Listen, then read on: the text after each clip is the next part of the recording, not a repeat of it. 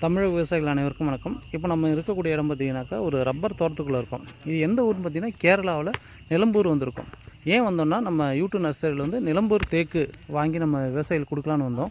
So வந்த இடத்துல பார்த்திங்கன்னா நம்ம ரப்பர் தோட்டத்தை பார்த்தோம். அது தோட்டத்துக்கு அருகாமையில் பார்த்திங்கன்னா நம்ம பலமுறை சொல்லியிருக்கோம், அண்ணாச்சி வந்து மிகச்சிறந்த ஒரு ஊடு பயிரும் கூட, ஒரு வேலி பயிரும் கூட, உயிர் வேலியும் கூட. ஸோ அந்த மாதிரி அண்ணாச்சியை பார்த்திங்கன்னா ஒரு மண் அரிப்பை தடுக்கிறதுக்கும் அவங்க வந்து ஒரு உயிர் வேலியாகவும் பார்த்திங்கன்னா அண்ணாச்சி வச்சுருக்காங்க. ஒரு பழம் எப்படி காய்ச்சிருக்கு பாருங்கள். ஸோ எவ்வளோ பெரிய செடி பாருங்கள். இதை வந்து நம்ம பார்டர் ஃபுல்லாக அவங்க வச்சுருக்காங்க. ஸோ இதுதான் வந்து அண்ணாச்சியோடைய சிறப்பு. ஒரே ஒரு தோட்டம் தான், ஆனால் பார்த்திங்கன்னா இதில் வந்து பார்டர் கிராப்பாக வந்து அண்ணாச்சி வச்சுருக்காங்க. ரப்பர் மரம், பணப்பயிராக வந்து ரப்பர் மரம் வச்சுருக்காங்க.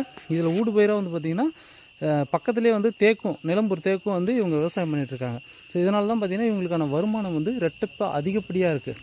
ஸோ நம்ம தமிழக விவசாயிகளும் இந்த மாதிரியான விவசாயம் பண்ணணும்னு கேட்டுக்கிறோம். தேவைப்படுற நண்பர்கள் யூடியூப் ஆர்கானிக்கை தொடர்பு கொண்டு கன்று வாங்கிக்கலாம். நன்றி.